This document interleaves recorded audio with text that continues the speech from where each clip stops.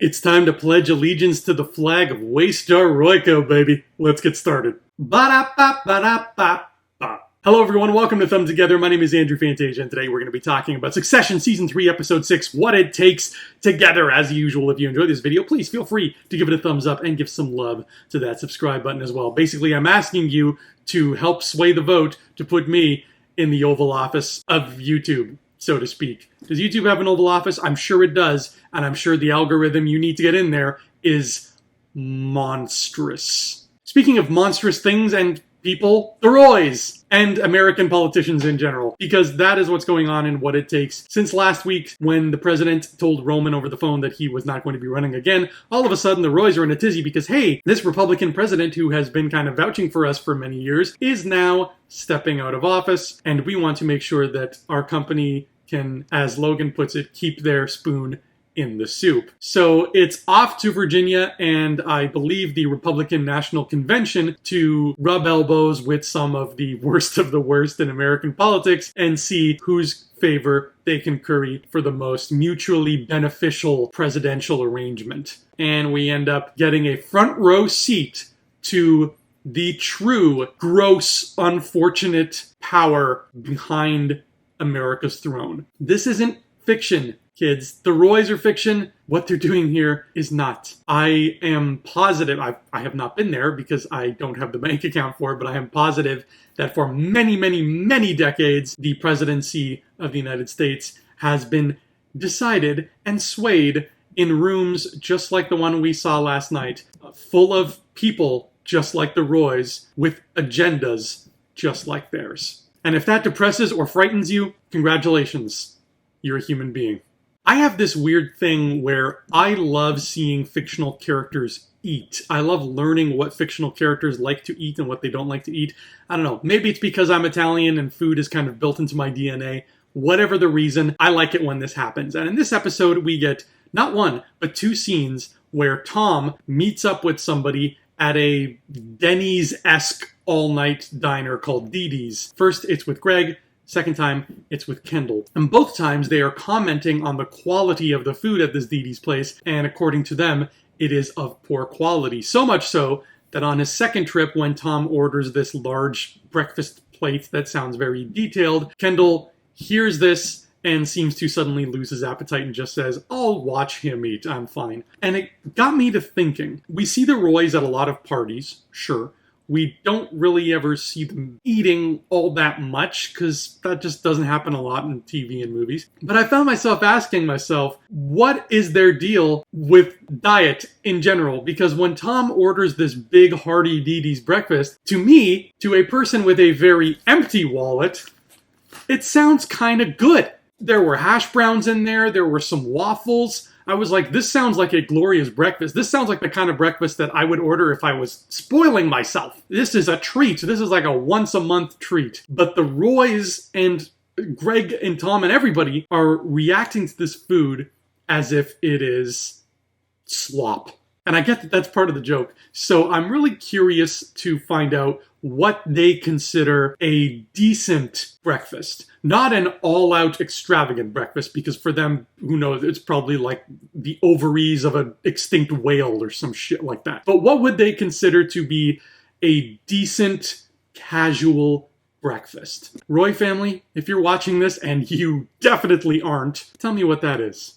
Inquiring minds want to know and all. Speaking of that Dee Dee scene, I think that it also gives us my favorite quote of the episode, and that once again goes to Tom. Tom has been harangued with this nickname because the Waystar Royco body of crime is now pinning all of its crimes on him so that he serves the maximum amount of jail time instead of divvying up the jail time among, the guilty parties. So Tom has been granted the nickname of the Christmas tree because all of the crimes are being pinned to him. And when Kendall brings up this Christmas tree nickname, Tom simply shrugs his shoulders and says, perhaps it's 'cause I'm tall and jolly. Come to think of it, last week I forgot to say what my favorite quote was, and it was also from Tom when the lawyers came up to the Roy family at the beginning of the episode and told everybody that the shareholders meeting was probably not going to go in their favor, and Tom angrily said, really? Is that what we pay you for? I could pay Greg $5 million and he could say, oh, I don't know, guys, it looks pretty bad, Tom is on a roll. So in What It Takes, we meet some new characters because of this convention. We meet the current vice president who is trying to get Logan's favor. We meet some other candidates who want to get the Roy's favor. And particularly we meet a guy whose name I can't remember, but he is basically the worst of the worst. A fascist in the making. And of course, the Roys promote him. He seems to latch on pretty quickly with Roman, and the two of them hit it off. And next thing you know, Roman is endorsing him. But we came this close to the family endorsing Connor. And obviously Shiv is not happy with that because being a political advisor in the past, Shiv knows her stuff. When Shiv is talking in this episode, she is talking a mile a minute, using political phrases that half of them go way over my head, the other half go way, way over. So she knows what she's talking about. She is the one they should be listening to during this meeting. Of course, they decide to listen to Roman, the psychopath who wants to put another psychopath in the Oval Office. What could possibly go wrong? That's never happened before.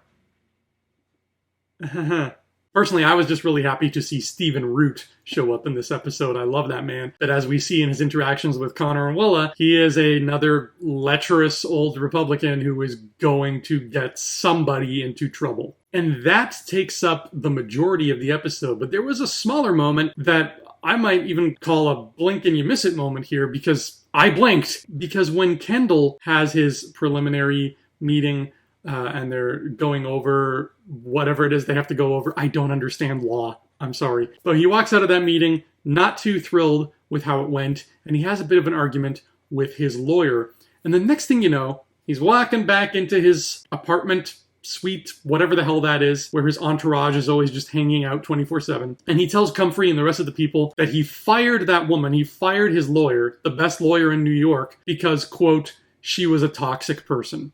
This, to me, is a perfect summation of modern scapegoating. It is a person who he himself is a very toxic individual and is just not understanding what he's doing wrong. And the second somebody, like his lawyer, calls him out on it and says, Kendall, what you're doing is not going to help you. You should reconsider. He decides to push her away and say, no, you're a toxic person. I know what I'm doing. And that is the way they're handling Kendall and the denial, the massive maelstrom of denial this man lives in on a daily basis. And just the way he says things, the way he delivers certain lines. The writing for him is the most realistic thing I've ever seen. And Jeremy Strong is knocking it out of all the parks. And to continue that trend of just what a mess Kendall is, right after this moment where we see him firing his lawyer for disagreeing with him and then blaming it on her being a toxic person, we see him meet up with Tom at Dee Dee's. And he says to Tom, I just got a new lawyer, and he's fucking great. It's just all this swagger